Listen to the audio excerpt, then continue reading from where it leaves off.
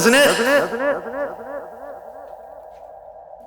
You know, I'm a kid that grew up in the 90s, and I was a metalhead. I loved Metallica. And it's the best concert I ever went to. And then they, I saw them, was it in 86 or 87?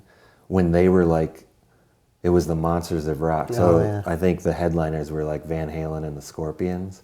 And these punky little kids who played like second or third in the lineup, just, I don't know why anybody followed them because they blew everyone away. Their studio albums are great, but then they came out with that Garage Days cover record, and like sonically, I thought that was the best one they did because they didn't care. They're just like, well, let's do this Motorhead song or whatever, and they just did it. And then after that, then subsequent studio albums came out, and I was like, oh man, you guys spent too much time thinking about this. Yeah, you were too precious about it. And kind of going back to what you're saying though about getting out of your own way and just letting yourself pursue the things that interest you and pursue the things where your heart lies. And ultimately, and I guess I've always had this firm hope, maybe I like to say it's a belief, but it's more a hope maybe, that if you kind of allow yourself to get out of the way and genuinely put yourself into something and come from a place that's genuinely you, then my hope is that what the outcome is something that's genuine, authentic, that people can connect with. And it's okay to connect with things that you don't understand. We want to try to understand everything, like why, what makes this painting good or whatever. I think we don't necessarily need to be able to articulate why we like something always, and art is no different for I guess for me at least, But my hope is that if you can, I hate to phrase it this way, but if you can put something genuine out into the cosmos, that it can have some kind of positive impact. I think you're right. And a positive impact in a way that maybe you can't articulate. But at least you can have some fun trying to articulate it, I guess. What I noticed over the years, I would go on these location shoots and I had to meet people that I've never met before in my life, and 2 days from now will never see again in my life. And they're not professional actors. I would make a genuine, authentic connection with them, and by the time I left 2 days later, it felt like we'd known each other our whole lives. And on the rare occasions that didn't happen, maybe someone kept their walls up or whatever, or maybe I was having a bad weekend, or who knows why, but the connection just didn't happen. Every single time, I could see it in the photos. It's not that you could see it when it did happen, it's that you can see it when it didn't happen.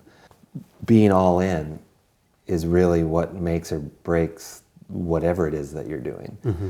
And if any way you are being tentative about it,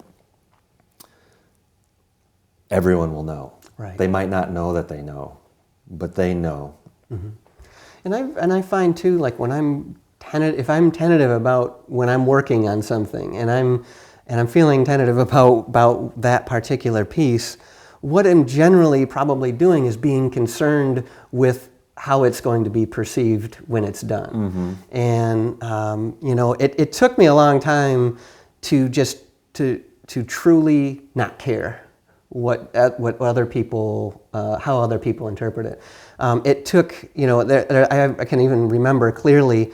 I had a show at the old Richard App Gallery here, and I'm just kind of standing there off by myself, and this couple walks by a painting that was up, and the lady and the woman says, "Oh, I hate this stuff. It's too busy, for me."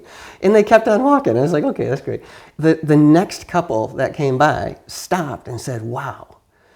And I didn't know either of them. I didn't, but you just can't make something for other people. You're not making it, I guess for me, I'm not making it for the couple that walked by, and I'm not making it for the couple that stopped. But there's enough people in this world and there's enough things out there to enjoy that make what you, I guess I kind of just now simply subscribe to, if I make what I enjoy, there's going to be somebody out there that will find some connection with it, you know, and to not, because I often find, like, if I'm stuck in a painting, I kind of find myself going to thinking of that person, that couple that walked by, you know, and that's a dangerous place to be at as a creative person, is to think about that person that walked by. On the flip side, it's also very dangerous to think about the person that stopped. Because if you make something for the person that walked by, you're not really being genuine to yourself. But if you make something for the person who stopped, then you're it's just the flip side of the same coin. It's the same coin, yeah. Now you're just limiting yourself from any kind of further creative growth. Well, and you just described the entry point to shrinking yourself over and over and over again to make someone else comfortable. Yeah. The result of that is still the same as if you hadn't shrunk like if the risk was rejection, it ends up you didn't save yourself from that. You just shriveled up in the meantime.